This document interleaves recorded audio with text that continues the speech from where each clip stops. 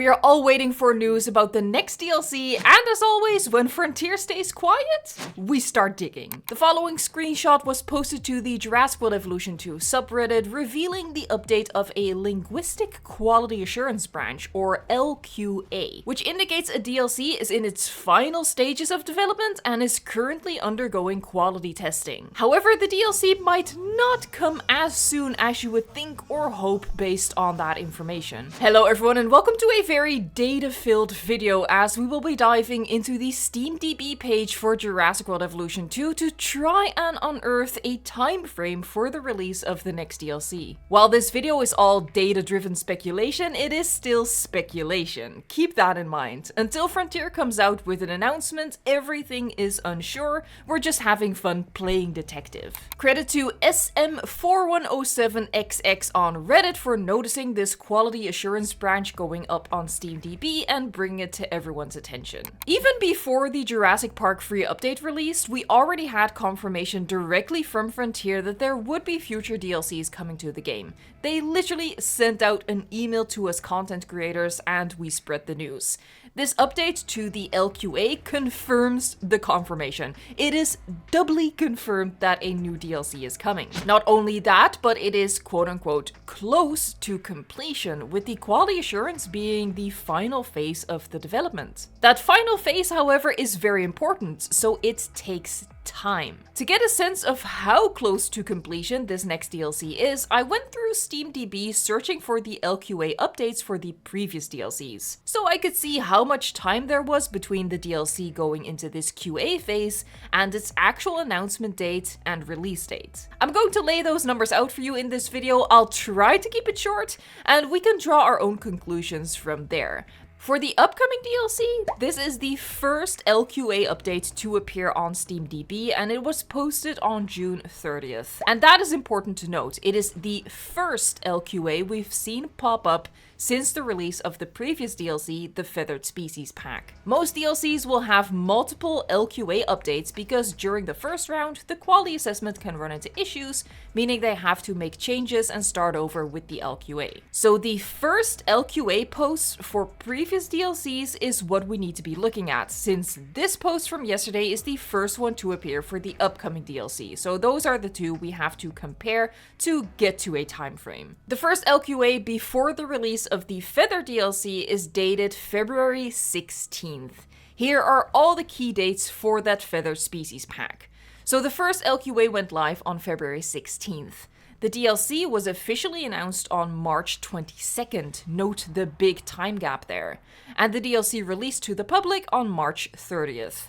There was a total of 42 days between the first LQA and the release of the DLC. I looked up these key dates for all DLCs for Jurassic World Evolution 2 because, as you know, I like finding out patterns and seeing what kind of inferences we can make based on those.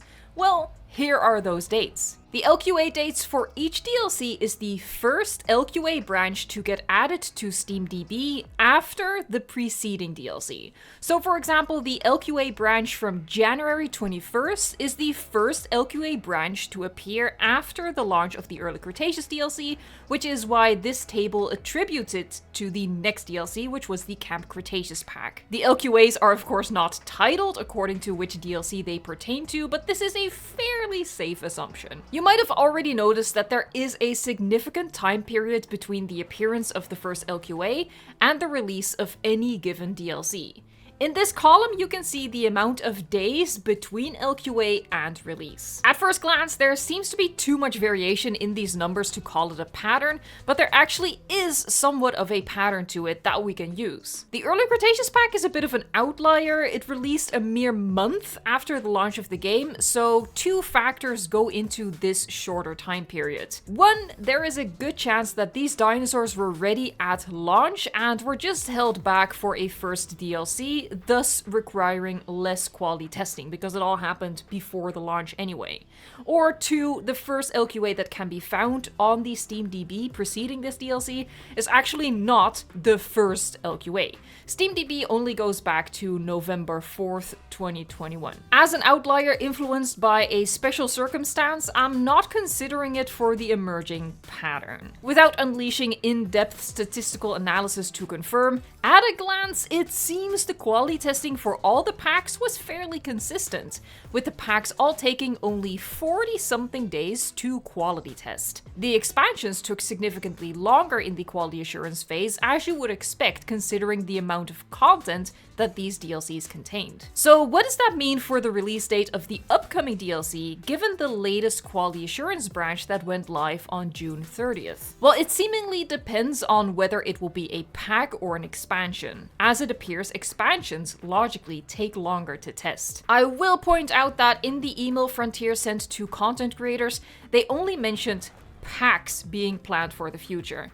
If that is the case, which I do think would be unfortunate, we might be looking at an announcement late July to early August, and then a release somewhere in the second week of August, based on this pattern that we have extrapolated. If it is an expansion, which I do still hope for because I really don't agree that the game just needs more species, well then we might be faced with the harsh reality that we'll be waiting until late August to early September. Now early September would be the longest stretch between LQA and release of all expansions, but would mean that Frontier could resume their every 3 months release schedule. That being said, there are no guarantees that the time between LQA and announcement and release of the next DLC will be comparable to what we've seen in the past, as laid out in this table. As I've been saying a lot lately, Frontier really has broken free of their pattern. And besides, there is so much variation in these numbers that I certainly wouldn't argue that there is a rock solid pattern to them. There is quite a bit of fluctuation that means we need to adjust our expectations. As for what the DLC will contain, we have even less information about that, meaning to say none at all. Aside from Frontier only using the word packs in their email, there's really nothing to go off. I guess the best takeaway from all this data is the double confirmation. A DLC and update are in the works. All we have to do is wait for the reveal from Frontier. And fingers crossed that it's gonna be an expansion. Thank you so much for watching, liking, subscribing, and until next time, enjoy the game.